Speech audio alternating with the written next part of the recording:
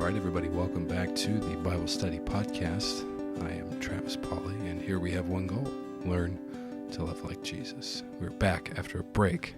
Yes. Wes McAdams. Hey, Wes. It's been not only a break from publishing the podcast, but even a break from even more of a break of you and I recording together. For because sure. We had some other guests and different things. And so, it's good to be back with Travis. The new season. Yes, the new season of the Bible Study Podcast. And I want to say, before we jump into this podcast, about since we've recorded, you've started another podcast. That's right. The No Man's Land podcast. No Man's Land podcast. And so I do want to plug that as well. So check that one out as well.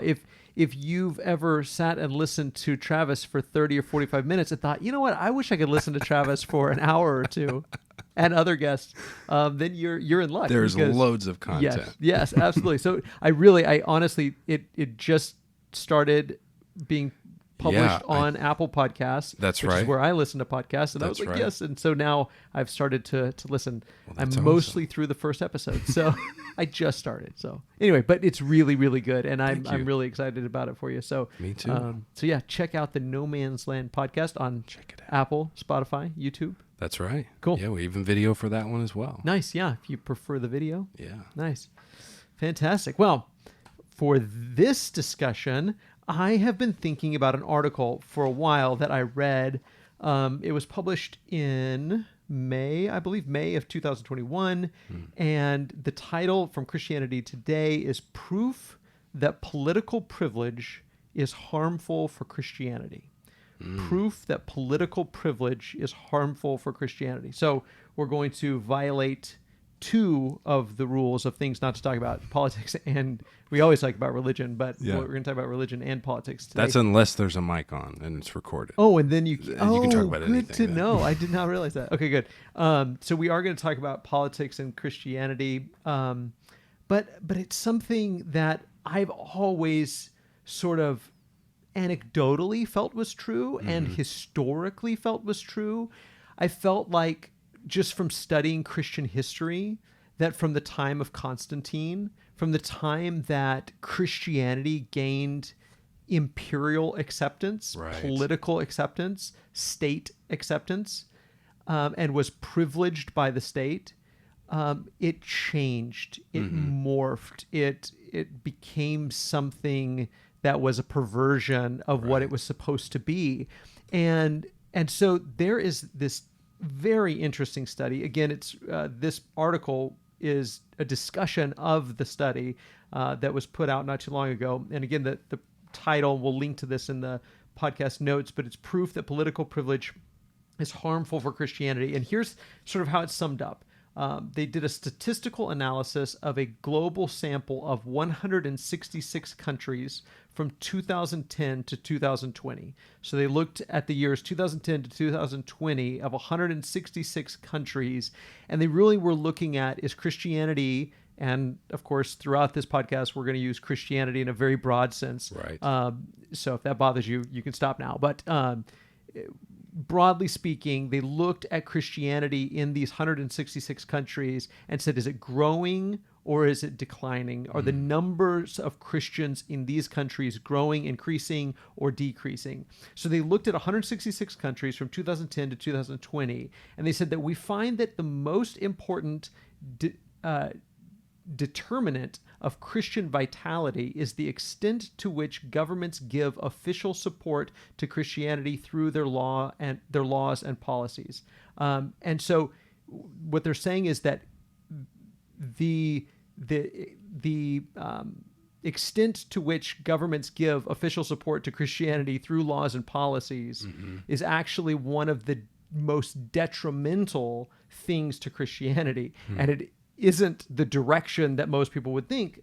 They go on to say, as governmental support for Christianity increases, so the government is more supportive of Christianity, the number of Christians declines significantly. I mean, that, again, we love to talk about paradoxes on this Bible study podcast. And this, and in fact, the data will be broken out into 3 different paradoxes, which we'll talk about probably in this episode and in the next episode. But it does seem to be paradoxical that government support for Christianity increases. Meanwhile, the number of Christians declines significantly. And they said this relationship holds even when accounting for other factors that might be driving Christian growth rates, such as overall demographic trends. So in spite of demographic trends, in spite of other things, they said statistically, according to this statistical analysis, and I'm not a statistician, but so if you want to argue with the data, you'll have to go and talk to them. I don't know. But according to this data, what they're saying is that this isn't just a correlation, that it's actually causation. Sure. That when the government is supportive, like specifically supportive of Christianity and puts in place policies and different things to bolster Christianity, to support Christianity, the number of Christians in that country declines. Right. And again, we might sort of wrap our heads around that and ask, well, why is that? Why is it that as far as being robust and healthy and vital and growing, why is it that government support of Christianity would cause us not to be those things, not to be healthy, not to have vitality, not to grow? And so the authors of this article, and I think this is really interesting, they break it out into three paradoxes, and that's what I want to discuss over the next 2 weeks.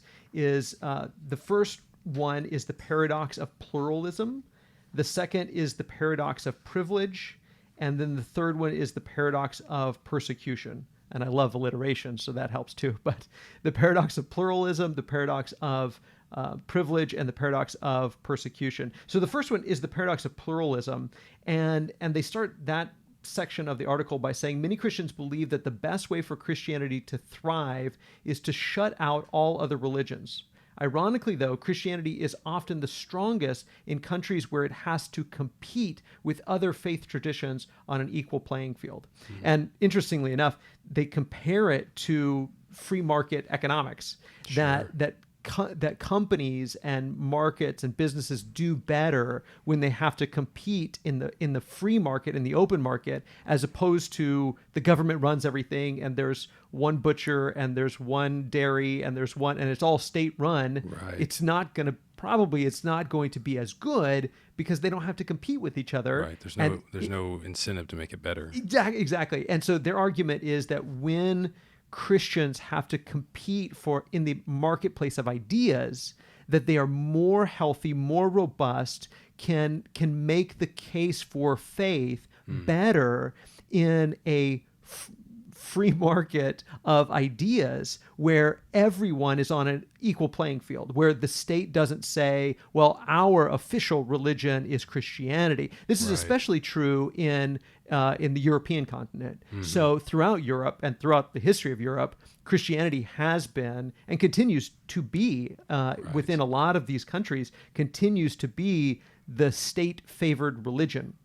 And in those countries, Christianity does not fare as well as in countries where the state does not favor Christianity and where every religious group is free or as equally free to put forth their ideas and make their arguments. And so it says context of pluralism forces Christians to present the best arguments possible for their beliefs, even as other faith traditions are forced to do the same. Christians have to have a deep knowledge of their beliefs and to defend them in the marketplace of ideas. And I think what this study sort of draws out and kind of proves statistically is that it is an unhealthy thing for Christianity to rely upon, in this case, the state, but I would argue on anything other than Jesus and the Spirit. And that when Christians are forced by their circumstances to rely on Jesus and the Holy Spirit and the Father, then we are healthier, we are more robust, we are what we're supposed to be. And of course, this is the way the early Christians were. They didn't, none of them existed, whether they were in Israel and we'll talk about persecution later, but certainly the religious the religious leaders of Israel didn't support, from a governmental standpoint, didn't support Christianity. Right. And even in the Greco-Roman world, they weren't supported by the state. It wasn't for hundreds of years before Christianity began to gain state acceptance, and the powers that be, the establishment, promoted and supported Christianity. In the early years, when the church grew like a wildfire, when it exploded on the scene, it was in the context of pluralistic societies where there were all kinds of ideas. Paul shows up in Athens and he says that people at the Areopagus, they love to do nothing more than just talk about ideas, and they just love new ideas, and let's all talk about different things. And this was the world in which Christianity exploded on the scene. And ironically, it's still happening across the world right now in countries that are pluralistic. And pluralistic just means there isn't one way of thinking. There isn't one religion. There is a plurality of religious ideas. In countries where there really is a plurality of religious ideas, and that's not, there's a difference. I think we have to kind of stop and say there's a difference between a pluralistic society and being pluralistic. Sure. It's not to say that Christians should accept every idea as being true and valid. Right. Obviously, we don't. You can't be a Christian and be pluralistic and think every idea is equally valid. But we can say Christianity thrives in places where every idea has to compete to say what really is true. And so they give 10 examples or 10 countries that are the fastest growing, that have the fastest growing Christian populations. So those are Tanzania, Malawi, Zambia, Uganda, Rwanda, Madagascar, Liberia, Kenya, Congo, and Angola. Obviously, most of those are in Africa. And most of those, all but 3 of those, have most of those have no or very low official support of Christianity. So 9, or sorry, is that right? So there's 7 out of the 10 have low to no official support for Christianity. And so the 10 countries where the Christian population is the fastest growing are in countries that have little to no support from the government. What do you mean by no support? Well, that can like they're range. actively persecuting. That would be the one end, right? Yeah, exactly. So that would be an extreme example of no support. But low support or even no support could be things like churches don't get any sort of tax breaks. Sure. Churches don't. They're not recognized as being any sort of privileged group. Like in the United States, we're somewhere in the middle tax between exemptions, right, exactly. Like we have all sorts of support, but we really have tended to be a very pluralistic society in the United States, right? Because we give all kinds of nonprofits and all kinds of religious groups this similar types of tax breaks and those kinds of things. There are some who would like, and this is where we could get into some tension, there are some that would like the United States to push out, and we'll talk about that in the next section, push out some of these other religious groups and say, no, Christianity should be the only group to receive support from the government or to receive privileges from the government or to receive sort of extra protections from the government.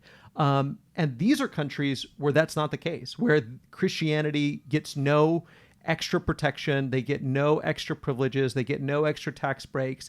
And these are the countries, 7 out of 10 of the countries where Christianity is the fastest growing or has the fastest growing Christian population. These countries, for the most part, don't give any extra support to Christians. Right. And there are other examples as well. I don't think Korea was on the list, but there's a huge population in Christianity. In fact, it says that South Korea currently ranks as the second largest sender of missionaries, trailing only the United States. Wow. It's amazing to me. That's really cool. Right, absolutely. And again, a country with little to no support officially from the state, from the government. It says that Korea is about a third of the country is Christian, or claims Christianity in Korea. It says that 700 million Christians live in Africa. 10 countries noted above with the fastest growing Christian populations in the world from 2010 to 2020 are all located in sub-Saharan Africa. Wow. So this is where I think we just have to stop and say, this is where Christianity is growing. Christianity isn't growing, and we'll talk about that in the next one, in countries where they receive state support. It's growing in countries where it's not. And again, I think when we go to Scripture, we have to ask ourselves, why did Jesus and the apostles never fight to stomp out any other religious group? They never said, okay, our job is to take over Rome, and then once we take over Rome, then we'll make sure there aren't any more Jews. We'll make sure there aren't any more pagans. We'll demolish. Why did they never storm into the temple and try to retake the temple for Christianity? Why did they never pull down the altars of Zeus or Diana or whatever? Instead, they preached the gospel. And in fact, I mean, it's amazing to listen to some of the words and think about the pluralistic society in which they lived. When Paul writes to the church at Corinth, 2 Corinthians chapter 10, verses 4 and 5, he says, "For the weapons of our warfare are not of the flesh, but have divine power to destroy strongholds. We destroy arguments and every lofty opinion raised against the knowledge of God, and take every thought captive to obey Christ." So he's like, we're not waging war that way. The way we're waging war is through our arguments, is through destroying the lies, destroying the deception through the preaching of the truth. And it's that preaching of the truth that happens robustly in environments where we have to know, what do you believe and why do you believe it? It's not just, there was a time in most Western countries where nobody had to argue for Christianity because everybody ascribed to, quote unquote, some form of Christianity. Sure. And so nobody had to know, why do you believe what you believe and how can you make a case for that? But in countries where there is no state support, Christians have to know what they believe, and they have to be able to present those ideas both in reasonable ways that make sense to people and in winsome ways. They have to be able to tell them the truth in a way that attracts people and says, there's something about this Christianity thing. Yeah, I was thinking about one thing from that data. One thing that struck me was, in a lot of cases, this is also new. Like, Christianity is new for so many people. Yeah.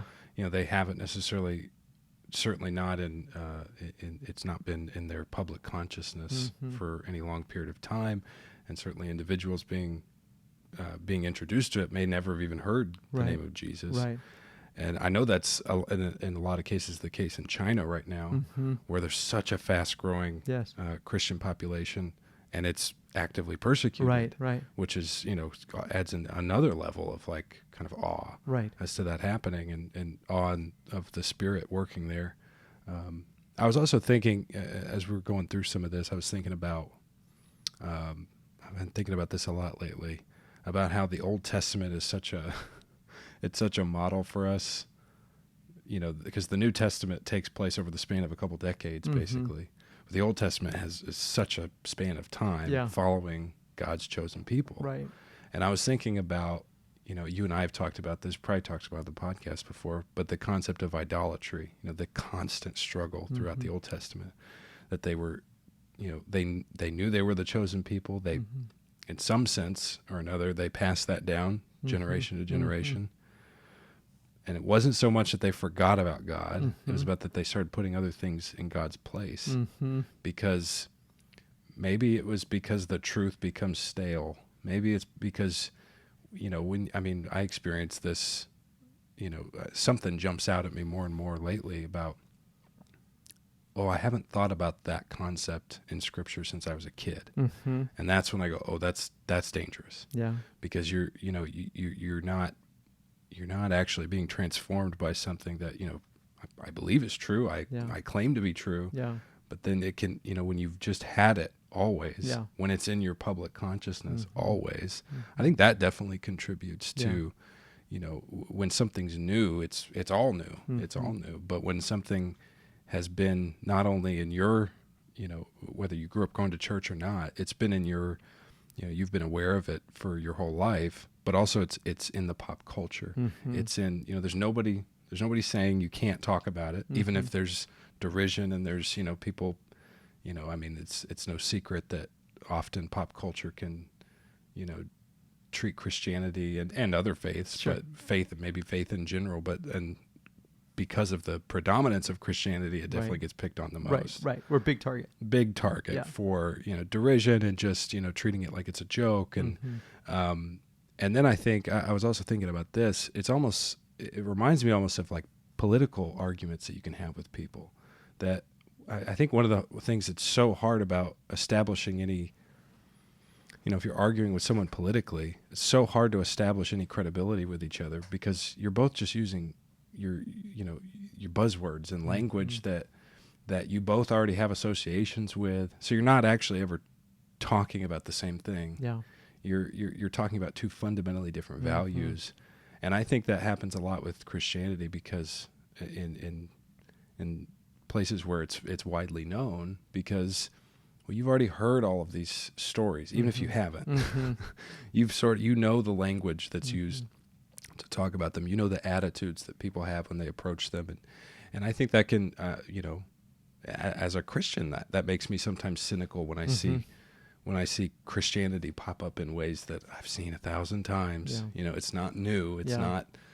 It doesn't seem to be really capturing the truth. Mm-hmm. Yeah. No, I totally agree. I think that's true. I think that when there's a lack of freshness, Right. And it doesn't seem as fresh, it seems stale, and there could be a lot of reasons that the story of Scripture goes stale. But when you're introduced to it for the first time, there's an excitement to it. There's it's a great story. Right, exactly. Yeah, and I think that too often it becomes stale. So it's awesome to look at some of these countries and some of these examples to see that the story of Jesus and the Spirit of God working through that truth, it's changing people's lives. It's bringing people to Christ the same way that it did in the book of Acts, the same way that it always has when the truth is proclaimed in all of its beauty and glory. And when it's lived out by people, then it changes people's lives. And I think understanding that there's a paradox to pluralism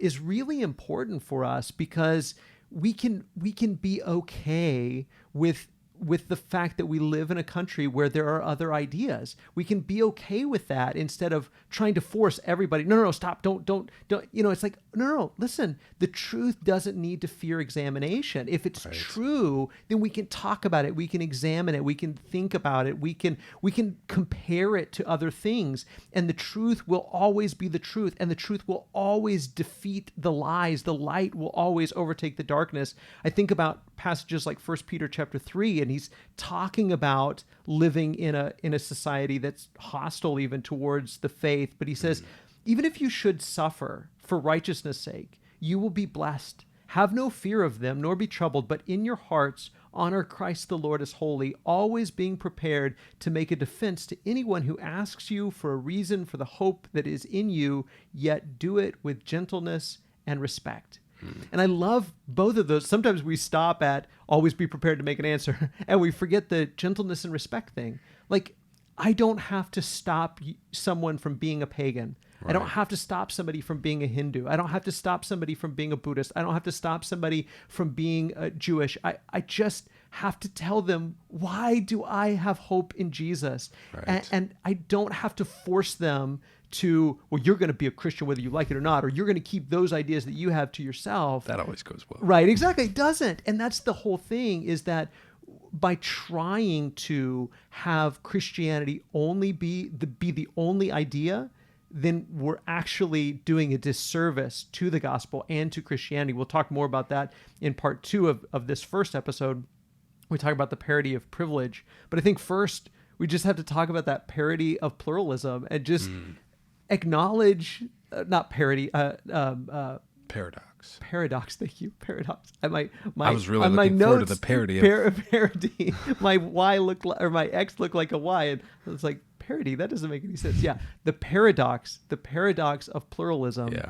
And just kind of let that sink in, that Christianity is growing in unprecedented ways in pluralistic cultures where there are lots of competing ideas, and it's growing faster there in pluralistic cultures where there are lots of competing ideas than it is growing in other places. So we could rejoice that people are hearing the good news about Jesus, and as we look at our own culture and it's becoming more pluralistic, I think hopefully there can be a contentment that settles in and say, you know what? Of course I don't want anybody else. I want everybody to be a Christian. Of course I do. This is the truth.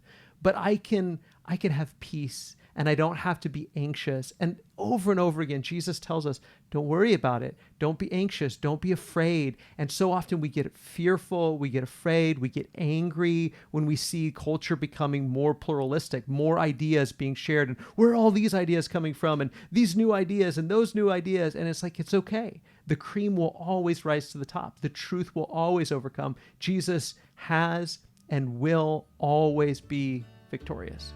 So maybe that's a good place for us to take a break. Let's take a break.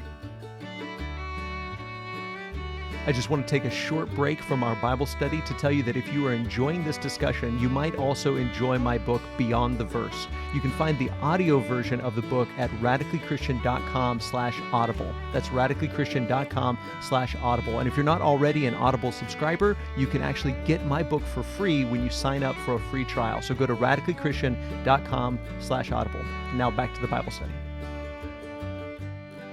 Okay, well, again, the last part was about the paradox, the paradox of pluralism, that in pluralistic cultures, and again, we're not promoting the idea that every idea is equally valid or equally true, but that in societies where every idea can compete for prominence, compete for acceptance, Christianity actually does the best. Well, and I was thinking about that as we were getting close to the break. It reminds me of the story of Elijah on the mountain. Yes. And they're once and for all, we're going to settle who's God. Is it Baal or is it God? And he, you see him up there completely comfortable with, make your show. Right. Yes. I'm happy to and he even goes so far as to joke around about it. Right. Because he knows God's going to show up. And like you said, he knows that the cream's going to rise to the top. Yes. There has to be a piece that says, God is God. Even if nobody believes it, even if nobody accepts it, even if there's a million other ideas out there, God is still God and the gospel is still the truth. But then the second one is sort of the inverse of this, is that there's a paradox of privilege. So not only does the gospel spread the fastest, it would seem, in cultures that are pluralistic, but actually the inverse is true, that when countries give extra special support to Christianity, it actually declines. So it actually is detrimental to Christianity for it to receive state support. And again, most of this focuses on countries in Europe that have, again, America, the United States, and sometimes we talk about and debate the idea of separation of church and state. Right. But this is actually why this exists, because countries in Europe, for a lot of countries in Europe, have had state churches. So there might be other churches that are not state sponsors, but there's also, like there's the Greek Orthodox Church, there's Russian Orthodox Church. So there's a lot of Eastern Orthodox churches, but then there are also Catholic states. Right. There's in England, you've got the Church of England. In fact, to this day, the Queen of England is the head of the I didn't know that was still going on. Yeah, of the Church of England. So And what we see that has happened in Europe and continues to happen, that as Christianity receives state support, it actually leads to and causes secularization. So this study says that their study argues that the secularization of Europe stems centrally from the widespread support given to Christianity by the state. It says that these state churches have become lethargic as they depend on the state for their sustenance. And again, I think that's a perfect word, lethargic. I mean, it makes perfect sense to me that when you depend on the government's power and the government's strength to support you, as opposed to depending on the power of Jesus and the power of the Spirit and the power of the gospel itself, the more you depend on the state, the more lethargic you become, and you become comfortable. You're not trying to spread Christianity through the proclamation of the gospel and through the discussion and comparing of ideas. Right. You're trying to spread Christianity through policies and through laws, and let's change the laws. Let's get more support. And what we need now is for Christianity to be more supported, and we need more tax breaks and more whatever. We need to make this a Christian nation. Right. But the more quote unquote Christian nation a nation becomes, the more secularized it becomes, and Christianity in that place becomes more and more lethargic. And again, all we have to do is look at Europe. That 9 out of the 10, let me see the stats on this, says that 9 of the 10 countries with the fastest declining Christian populations. So the 10 countries with the fastest declining Christian populations, of those 10, 9 of them offer moderate to high levels of official support for Christianity. It might be that they're actually persecuting other religious groups like Muslims or Hindus or Buddhists or Jews, and they're actually discouraging them from setting up places of worship in their country, that they're not giving those people tax breaks, but they're giving extra support, targeted support, that there is often a lot of Christian symbolism in their government, in what they're doing. Again, you could look at several different heads of state that are also heads of their state churches. And in these countries, here's the list of the 10 countries, the Czech Republic, Bulgaria, Latvia, Estonia, Albania. Albania is the one that doesn't receive much state support. Moldova, Serbia, Germany, Lithuania, Hungary. These are very secular countries. And ironically, they're not just secular, they're also countries where they are Christian nations. They are nations that have official state churches, or where the state gives a high level of support to Christianity. So we, in the United States, we may look and say, well, we should want that. Like, we should want more support. Like, give Christianity more direct influence and support. Give us more power. And the more state support we receive, the more we'll grow and the more we'll be effective.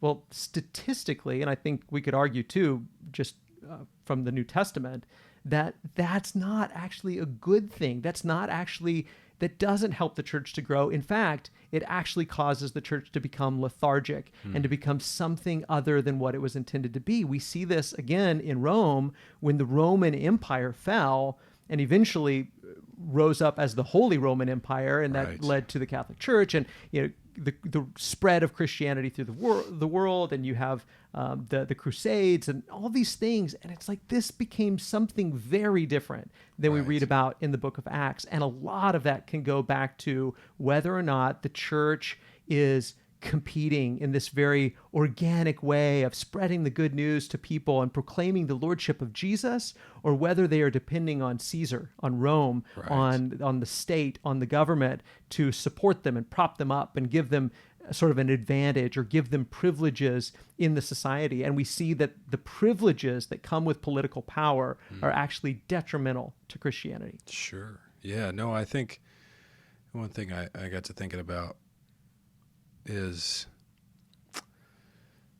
because I guess if I think about where we are right now and how I would think about this in terms of, well, how much support or, do we get, do we want, what are we pushing for in that regard? I would say, personally, I would be like, well, it'd be great if they could just stay out of the way. Right. Because, I think, like you said, we have centuries now. We have well over 1,000 years of what happens when you have the Holy Roman Empire, when you have, you have this sort of nominally Christian government. Nominally Christian. That's a great way to put it. And then in your pews, you get a lot of nominal Christians.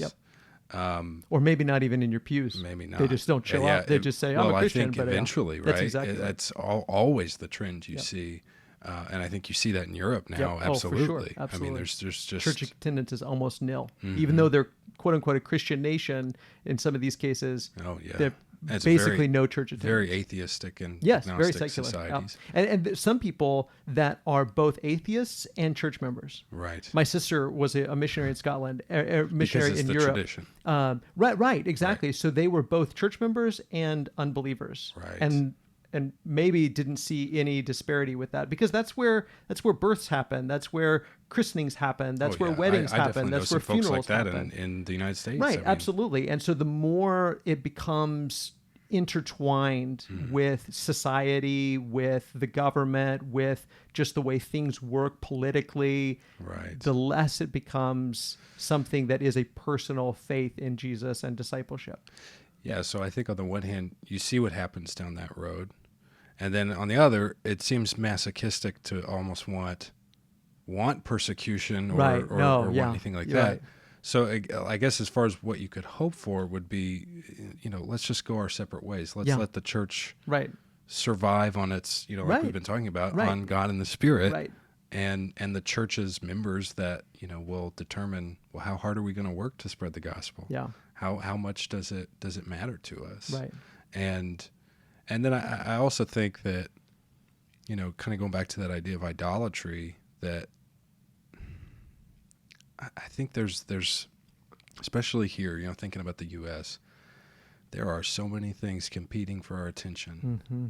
And I mean, I think that's something we think about all the time, is how do you break through the politics, the ideology, the just, even more innocuous distraction. There's seemingly innocuous distractions of, social media and just all, I mean, at the end of the day, you only have so much time. And, some of us might be more inclined to, to read and to, or to think deeply about our faith or, and things like that. But I think at the end of the day, well, we all have the same amount of time in the day, and it's how much are you going to devote to that? Right. And then, and because I think that's one of the things I have come to appreciate so much about the Old Testament, is that you can kind of read it, and I know I read it as a kid as like, well, idolatry was this arcane, problem that they had at that time. It's like, it's anything that, it's right there in the Ten Commandments. It's anything that you put ahead of God. Yeah. It's anything you put ahead of, what should be most important. And I think when you see in those lethargic societies, Christian societies, quote unquote Christian societies, and you see people, Christianity, like you said, it becomes more of a tradition. It becomes more of just, it's something you do, even if you personally believe there is no God and all this. It's just, I guess, I don't know. I guess it's a nice thing to bring the family together or something like that. But it's not something you actually take seriously. I think that happens when you've got a lot of other things competing for your attention. Well, I love that you're bringing up idolatry and the Old Testament, because that's exactly what it is. And it's a shift. Idolatry is a shift in allegiance. It's to whom do you look for protection? Right. To whom do you look to provide? So protection and providence. Who are you looking to provide for you and to protect you? And a good metaphor for that is marriage. That when a woman, and Israel was always compared to God's wife, and the church is compared to the bride of Jesus. Yeah. And so a woman looked to, especially in that culture, looked to her husband to provide for her and protect her. Those were his jobs, to nourish her, to love her, to take care of her, to provide for her. And recently in a sermon on James chapter 4, and we'll get to that in a second, I said, men, how would you feel if your wife said to you, honey, I still love you and I'm still committed to you, but I really hope we have a big, strong neighbor man move in next door, because I really want him to provide for me and I want him to protect me. Right. We're really vulnerable right now, and we're probably going to be destroyed if we don't have a big, strong neighbor man move in. And I'm going to love him too also, so that he provides for me and protects me. We would call that adultery. And that's exactly what the Bible calls calls it, that the idolatry and adultery of Israel wasn't just that they were bowing down to statues, is that they were looking to other nations. Sometimes it was Egypt, sometimes it was Assyria, sometimes it was Babylon, sometimes it was Rome, and they were looking to these other kings and empires and armies to protect them and provide for them, that if we give our allegiance to them, they'll provide for us. Even in the case of looking for a king for Israel, they said to Samuel, give us a king. And God said, you already have a king. Right. It's me. I'm your king. And they're looking to become the bride of other gods and other nations and other kings in order to get what those gods or kings can provide for them and how they can protect them. And in exchange, they're giving them their love. And God over and over again calls that adultery. Interestingly, in James, he says the exact same thing to the church. James is a book that's written to proud people, to proud Christians, and to socially mobile Christians who want to climb the social ladder. And James says, what causes quarrels and what causes fights among you? Is it not this, that your passions are at war within you? And in the previous chapter, he had just talked about selfish ambition and jealousy and coveting. And he says, you desire and you don't have, so you murder. You covet and you can't obtain, so you fight and you quarrel. You don't have because you don't ask. So he's saying, you are so ambitious and you want so much, and you're not relying on God. You're relying on yourself to get all of this stuff. And you ask and you don't receive because you ask wrongly to spend it on your passions. Then he says in verse 4, you adulterous people. That's really strong language. Yeah. You adulterous people, do you not know that friendship with the world is enmity with God? Therefore, whoever wishes to be a friend of the world makes himself an enemy of God. Now, what we don't understand in our modern context is the idea of friendship. That in the ancient Greco-Roman world, friendship was a social contract. So it wasn't just, oh, yeah, I'm friends with that guy. It was that we have a friendship. We have a partnership in some way so that I scratch his back and he scratches mine. And I'm going to build a relationship with this person because he can provide for me in this way or that way. And so they would build social alliances. And James says, you are wanting the protection and the providing of the world. You want the world to provide for you and protect you, and you are giving them your allegiance and your loyalty so that they provide for you and protect you.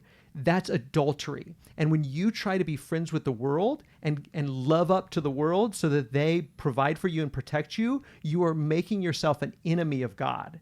And I think we have to recognize that so often I hear Christians, and I don't personally think it's a sin to vote. But I do think it's a sin to say the church is going to be destroyed if so-and-so doesn't become the president, as if it's some Messiah figure, and that's how we're treating them, some Messiah figure who is going to provide for and protect the church. The church doesn't need, I'm going to say this as strongly as possible, the church does not need presidential protection. The church does not need governmental protection. The church does not need Senate protection. The church does not need the protection of the Supreme Court. The church does not need the protection of anybody because we have the protection of the Father and the Son and the Holy Spirit. And for us to say, well, I'm going to give my loyalty and allegiance to whoever will provide for me and protect me, James says that's adultery. And you're seeking the world's providence and the world's protection, and you need to stop and you need to rely on God. He says you don't have because you don't ask. And when you do ask, you ask with the wrong motives because of your ambition and your jealousy. And I think there's an extremely strong warning there to us. And I think we see it all across the world, that when the world gives their love, their allegiance, their loyalty to the state, to Caesar, to Rome, to Babylon, to whatever, then we're looking to the state to provide and protect, and we're no longer looking to God to provide and protect. We can be okay being a minority. We can be okay being in a position where we're not favored, where we're not protected. That's not it will never be the first time for the church. From the very beginning, that's the way it's been. And there's this paradox that when we look to the world for protection, then we decline. And when we say, listen, we're going to thrive and we're going to survive in whatever environment we're in, we're going to continue to preach the gospel, even if there's a million other ideas and there's a million other religions, the cream's still going to rise to the top. We're still going to be, this is still going to be the truth. When we do that, it forces us to rely on the Spirit. It forces us to rely on God, and other people recognize that. Even people that don't believe what we believe look and say, what is the reason for the hope that's within you? Why do you still hope? You're a minority. Why do you still hope? Nobody likes you. Why do you still hope? You don't have political protection. Why do you still hope? You don't have friends in high places. Yes, I do. I have the friends in the very highest places. I have friendship with God, and that is all we need. Friendship with the world is enmity with God, and friendship with God means I don't need the world's protection. And that actually attracts the world to us because there is a supernatural confidence that we have. Eventually their friends run out. Right, exactly. And I think that's what I have to believe that's at least part of what you're seeing in that data about where Christianity is growing so fast is, well, these are tumultuous places. Yes. And Christianity has always thrived in those times.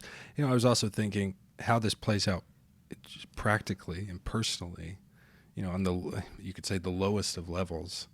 And I guess by that I just mean like daily. I had not that long ago, and I honestly wish I could remember the exact situation. I just remember I was stressed out about something, and I found myself doing every little thing I could do. Okay, I'm going to try this over here, and then just plan B, I'm going to go do this. Plan C, I remember it was like I did 4 or 5 things for whatever it was that was stressing me out, and then I thought to pray. And I went, that's right. I don't like that. Yeah. And then now it's started to make me think. I caught myself this morning. I woke up, and then I immediately started doing something I had to do. And I went, wait a minute. It'd be better to pray first, right? It'd be better to start that way. Because again, like you were saying about even like voting, it's like, not saying that it's wrong to do that it's not, that's wrong to be involved in the community and society and politics, whatever. But where's the first checkpoint? Right. Where's the first place you go? Where are you putting your confidence? And where maybe the last place you go too. Where's where are you putting your confidence? Yeah. Like, and that was what really hit home to me in that situation where I was stressed out. It was like, you just had 4 or 5 things that you could do. And whatever it was, I don't have to remember what it was to know. It was like, well, you got yourself into the situation probably. So then you're going to rely on yourself first and foremost. Yeah. There may be some things that you have to do. There may be ways that you need to get involved in society that you feel called to get involved. Sure. But where's the first place that you put your allegiance? Where's the first place that you check in? Yeah. I think, again, in the next episode, we'll talk about the paradox of persecution. But I want to end this part by thinking about Romans chapter 8, Ephesians chapter 6. I mean, this is the whole point, that are we engaged in a spiritual battle? Yes. Yeah. But so often when we talk to Christians about there's a spiritual war going on, they get all tense and anxious and, there's a spiritual war going on and we got to fight and we got to win. It's like, whoa. The fact that we're in a spiritual battle should give you incredible confidence because we have a spiritual God who has already promised us victory. And so when we read Ephesians 6, if we read that coming across like, oh, we need to be upset and nervous and whatever, it's like, no, put on the full armor of God and then you can stand. And then he ends that portion talking about wearing that spiritual armor by saying, pray in the Spirit. I think isn't it amazing how even in prayer, we still rely on ourselves? We want to know what to pray and how to pray, and I'm afraid I'm praying wrong, and I got to pray the right way and say all the right words. I forgot something. And Romans 8 and Ephesians 6, it's like, no, the Spirit intercedes for us.